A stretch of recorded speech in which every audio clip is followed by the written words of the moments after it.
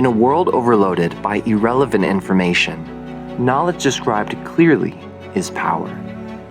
We're all invited to the table to join the debate about the future of humanity. But it's challenging for each of us to maintain our own relevant and clearly informed perspectives of the obstacles we face as a world. Billions of us today on our planet, though, can hardly afford the luxury of noticing the key questions and investigating ourselves because we have more pressing things to do. We have to go to work, take care of family, our health. 54% of Americans live paycheck to paycheck, and that's 53% for Canadians. It's unknown what that figure is for the EU, but among 342 million residents in 21 countries, nearly 100 million people do not have enough savings to meet 2 months of basic expenses. Unfortunately, history gives no discounts. If the future of humanity is decided in your absence because you're too busy feeding and clothing your kids, you and they will not be exempt from the consequences. This is very unfair. So I want to try and offer some clarity, thereby helping to level the global playing field. If this empowers even a handful of additional people to join the debate about the future of the species, I've done my job. The Battlegrounds of Science. Over the course of the next 40 years, science is in a position to create more knowledge than humans have created in all of recorded human history. In other words, 90% of what we know in 50 years' time will have been discovered in those 50 years. The coming decades will redefine our power over the planet and over our bodies as we continue to master the brain, medicine, ecology, and artificial intelligence. However, the technology we're developing is becoming much greater than our ability to use it responsibly, to use it wisely. A UFO or several UFOs landed at a school in broad daylight in Rua, Zimbabwe, Africa, and interacted telepathically with nearly 100 school children. Not all of them had telepathic, but seen the incident. How significant of a story would you give that? Well, not only that, they had the same message. Yes. What the telepathic message was that technology is a real problem. Yes. And there's things that people are doing with technology that are going to ruin the earth. Yes. And they were trying to relay this to children, which is very strange. Yes. So different nations, corporations, criminal enterprises, and terrorist organizations face a free-for-all scenario in the fields of cloning, genetic editing, cyber warfare, and artificial intelligence, to name only a few, as the world lacks any genuine regulation around these topics. New scientific inventions will have the power to upend entire industries almost overnight, constantly adapting the world that we live in. It may threaten to overwhelm the world's economic systems, as the World Economic Forum concluded that a new generation of smart machines, fueled by rapid advances in artificial intelligence and robotics, could potentially replace a large proportion of existing human jobs. Yet within the rapidly emerging future is the unsustainable present, caused by the misuse of incomplete scientific knowledge of the past. Since science gave humanity the keys to the third industrial revolution, we have so much to be grateful for. Everyone's burdens are easier than what they were before bacteria and penicillin were discovered, but at a cost, disrupting the larger climate, the air we breathe, massive extinction of animal species, the idea that Earth exists for the exploitation of the dominant species, unbelievable wealth, and power inequalities. In a world armed to the teeth with the products of a military-industrial complex, including weapons that could destroy nearly all life on the planet, and the developing world is advancing by using the same model of unsustainable development.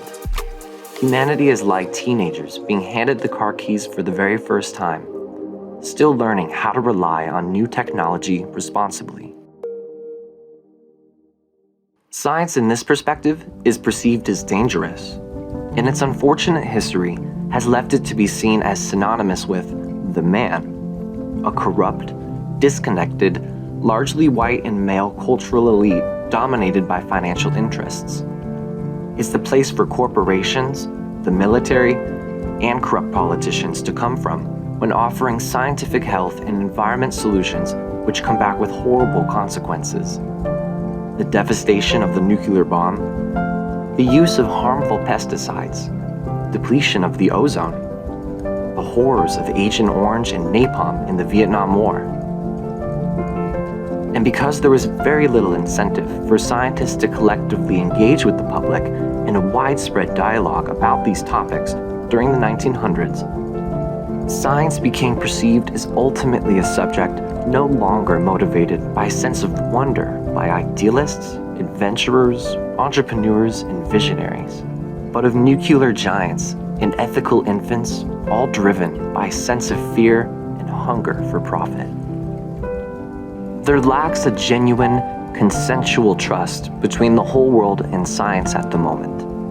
A 2019 Pew Research Center survey conducted across 20 countries in Europe, the Asia Pacific, Russia, the US, Canada, and Brazil averaged to only around 36% of the people saying they have a lot of trust in scientists. The US in particular has been becoming more anti-science over the years. According to a 2017 survey by YouGov, only 35% of respondents from the US have a lot of trust in scientists. And the number of people who do not at all trust scientists increased by over 50% from a similar poll conducted in December 2013. Additionally, Americans' trust in the federal government's ability to handle both domestic and international problems has sunk to the lowest points in more than 2 decades. The US is number 1 for denying climate change is real, and number 2 in denial of evolution by natural selection. Interestingly, based on this research, China turns out to be the most enlightened nation in the world on the subject of climate change denial, yet they're the worst polluter of any country. A book that talks at length about this crisis of trust is Tom Nichols' The Death of Expertise. His thesis is essentially that people have stopped trusting experts in a wide variety of fields, not just science, and the effects are disastrous. Yet to give credit for where it's due, there is a big question about the trustworthiness of a lot of modern science. We now face a crisis in many different scientific fields in which we cannot reproduce experiments, and a crisis in scientific funding, where much of the world's scientific funding for research has been relatively stagnant over the last 40 years, ultimately creating a persistent publish or perish mindset for researchers, having some fatal trickle-down flaws for science. The ever-growing complexity of science makes it only more difficult for people without scientific backgrounds to perceive the threats, challenges, and opportunities of a world being constantly changed by science. When people don't understand the exact science behind the phones they use, or vaccines they take, for example, then publishers on the internet and social media are able to communicate false information instantly and globally. Science literacy creates an opportunity to pander to these varying opinions, using journalism to skew public perception in unhelpful directions when it promotes controversy which doesn't exist. The Facebook whistleblower claimed that Facebook understands perfectly well that anger-inducing content keeps you on the site longer and makes you click more. Many journalists also struggle with scientific questions, believing there's no such thing as an objective take on something, hurting the public's and policymakers' ability to tell the difference between knowledge developed from years of scientific investigation on one hand, and a well-argued opinion made by an impassioned and charismatic advocate on the other. In a world dominated by science that requires quality education to fully grasp, can democracy still prosper? How can we expect a world which doesn't prioritize science to entrust the people to their own government? There is good news though, because science and engineering are providing us with an ever-improving picture of how to solve many of the challenges facing our world today.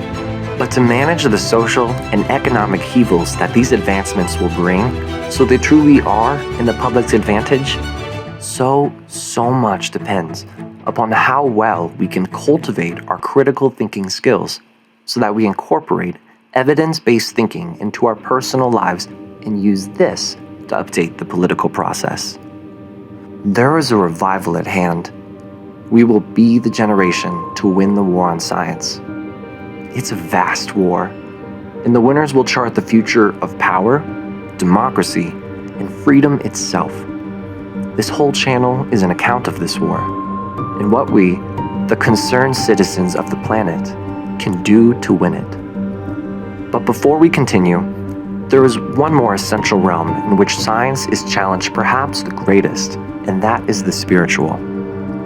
Science has succeeded beyond our wildest dreams, and that in so doing, since Copernicus and Galileo's redefinition of our place in the cosmos to the Big Bang and evolution today, science has torn away some of the spiritual mysteries of life and made us question how we fundamentally relate to the world.